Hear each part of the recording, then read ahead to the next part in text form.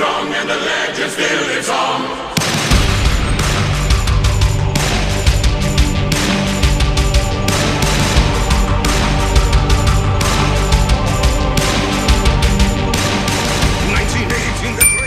Well, we're here to talk about your new album, which is going to be released in August this year. It's called The Last Stand, and we are all very excited about it.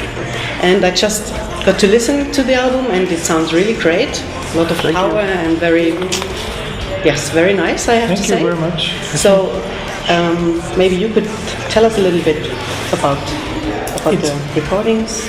It's nice to begin with to hear some feedback on the album, because we basically got fresh out of the studio and then we started to do some festivals and other promo tour. So it's, for me personally, it's hard to see or listen to the album objectively, you know? Mm-hmm. So I think in a week or two I'll sit down and really listen to it. I know that we did something really cool, but I'm looking forward to hearing it as anybody else did, you know?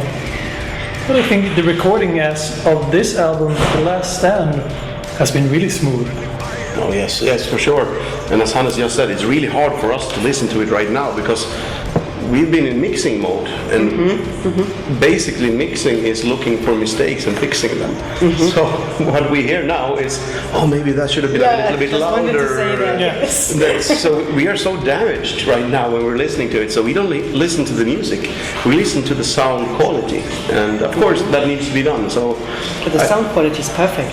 Thank you. Really blown away. That's a lot thanks to our producer Peter Tekren. He is a fantastic sound engineer. And this was the final version now that I've heard. Almost final. It's not mastered, but it's a final mix. Okay, all right. So it even sounds a little bit better, but it's not a big difference. I really have to sit and listen to hear the difference. Mm-hmm. Okay, and what I was told actually was that this will mark a brand new chapter in Sabaton's career or history. So what can you say? What is the difference from previous releases? Well, I would say actually it's a more mature release because when we did Heroes, the previous album, that was the first album we did with a new lineup. Hannes wasn't in the band, until that album. Chris and Tobbe, they had been in the band for a couple of years, but it's also going to be the first album for 3 out of 5 band members. So that one, we were really looking forward to. This has to really establish the fact that Sabaton can still be Sabaton. Mm-hmm. Now, I think with that album and that tour, we proved that beyond the shadow of a doubt. So now we can have finally a little bit more musical freedom for everyone involved, no matter if it was the playing or the songwriting, and we dared to take a few chances we didn't do on Heroes. All right. Very good. Well, obviously lyrics are very important in your case. So can you tell us a little bit about the battle that you are telling about in that record? The Last Stand, we decided not to limit ourselves to a certain era this time. Many times before we've been dealing with, for Heroes for example, we did heroes in World War II only, individuals or small groups. Here we decided to do it the opposite way around. Let's limit ourselves to last stands throughout history. Okay. Mm-hmm. But this album is actually covering 2,500 years of warfare. So the first song, Sparta, is about the Battle of Thermopylae, 480 years before Christ. Mm-hmm. And the last one is Hill 32-34, which takes place in 1988, and that is the Soviet-Afghan War. All right. So what I was wondering is how much work do you have to put in research when writing lyrics? Do you have all those histories, facts in your head, or do you have to read and research? Not all the time, but whenever we're on tour, we get books from fans because every country has their own history. Mm-hmm. So something that is very obvious to us about Swedish history, nobody outside of Sweden basically ever heard of, unless you're a history professor, Mm-hmm. And so we get a lot of input from our fans. It could be an email, it could be a book. So we earmark everything that we think we find interesting. Maybe this is a song, but we do not do the research until, not the last minute, it sounds wrong, but when we're ready to do it. Mm-hmm. Because you are most passionate about a subject, anything, when you just found out, when you got the goosebumps, when this is an amazing story, I want to tell this story. Mm-hmm. and that is the moment when you should write the lyrics. So it's actually the basic groundwork research is done way in advance for a lot of songs, but the real digging, reading 2 books in 3 days and looking at a documentary, that is done pretty much when we're ready to write the lyrics. Yeah. So we get it fresh while we're still passionate about it. Mm-hmm. Well, you're talking about passion. I watched the Wacken Festival yesterday, and I was blown away because it was the audience was so strong, and you were strong, and it was such a strong feeling. And all the people, they were screaming all the time, "Noch ein Bier." Yes. I found that very funny, actually. So, what was the most emotional festival you have ever played, and why? Oh, that's a hard question. Really hard.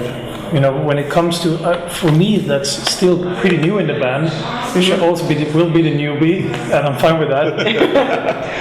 Well, not that new. In 2013, you came into the band. Yeah, sure. It's been a few years now. But what I really noticed, me as still an outsider coming into the band late compared to you, when you started the band in 1872. I think for me, you don't look so old to me, actually. No, plastic surgery. Yeah. All right. I come in and then you can see the dedication level of the Sabaton fans, which is really something special, I would say, because you come and they feel a part of the band somehow in a weird way. They scream "Noch ein Bier" and we have fun together with them, Mm-hmm. Even if we have to drink 5 beers on stage, then so be it. I like beer. Yeah, fair enough. And toilets, I have seen on the pictures. Oh yes, toilets that's true. Yeah. They're connected somehow. Yeah. Yes, of course. They are. Yeah. Well, so to name one festival or one show that would be the most emotional one is really hard, because I would say that every show has something special happening in that show. Some days you're more tired, or some days you're more excited for a show. Mm-hmm. But a good example of this is when we did the Wacken show, which is great to play Wacken. It's a childhood dream come true, headline Wacken. It's so much people that you can't see anything else. Mm-hmm. Then we went to Spain just a few days after, and we played, how many? 4,000? Yeah, something like that. Yeah. So no pyros, no tank, and that show's also one of the best that summer. Okay. So you never know, It's so. And tomorrow you're playing with Iron Maiden. Yes. I think the first show Sabaton did with Iron Maiden was supporting them in 2011, and that was Sweden's biggest arena. And this is the danger about doing what we do and always touring, making new albums. We don't really have time to sit still and appreciate what we have been lucky to be given or worked hard to achieve, because there's a mix there. And I remember back in 2011 coming home, and we had been 3 weeks in Russia with the Scorpions, flying in a private jet with them. We had been touring with Accept in America, and we'd done the Iron Maiden show. And my old childhood friend, I met him for a coffee, and he's man, you guys are on fire right now. I'm like, well, we're playing heavy metal as usual. He slapped me and like, are you stupid? Think about it. And then sometimes it needs somebody to ask a question or somebody to remind you about it, and then you realize, oh damn, yeah, that's true. So it's funny that you realize that it was really cool like 2 weeks after you did it. Yes. Yeah, but that's how it works, I had this the other day, texting with a friend. It's like, so what are you doing tonight? Yeah, we have the show with Maiden, and then tomorrow we do promo. It's like, wait a minute, we have a show with Maiden? I just write it like that, So very sometimes good. you need to pinch yourself, and like we said, it's playing with Iron Maiden. Who would have dreamt of that, or thought it would become reality when you were 15 or something? So which in your case wasn't that long ago. It was 2 years ago. But I guess I will never play with Iron Maiden. I will never be able to play. Never say never. That's, ask me 8 years ago. I would say the same. No, grow up, man. Well, So when you play keyboard? We need a keyboard player. I will think about it. Do it. We have a keyboard at home actually because my husband, he's playing bass and all that stuff, and we've got a keyboard as well. So better start practicing. I will bring it tomorrow. Yes. Okay.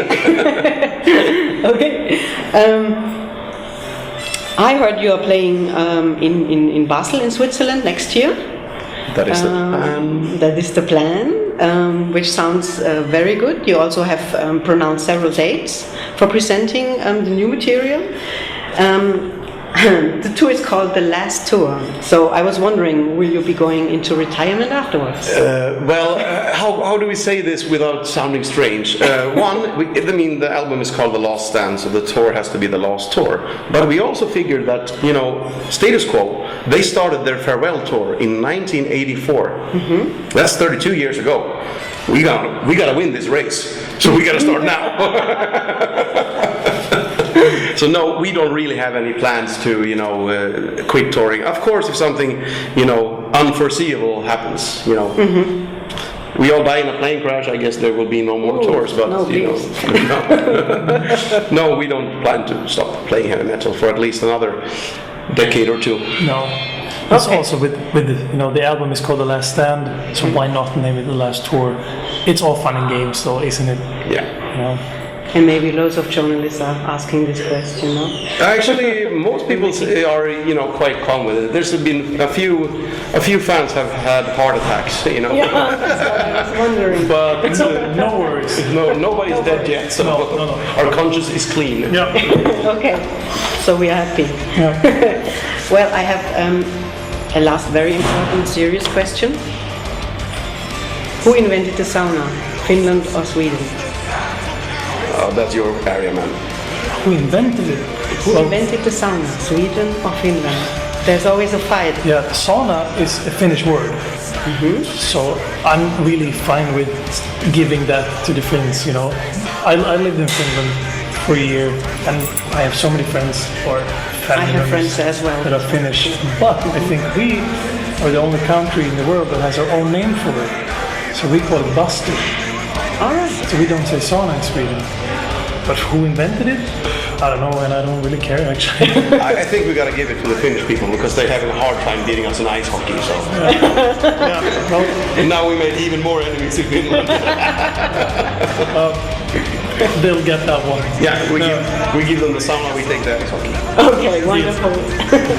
Well, do you have a final, something very important for the Swiss fans to tell?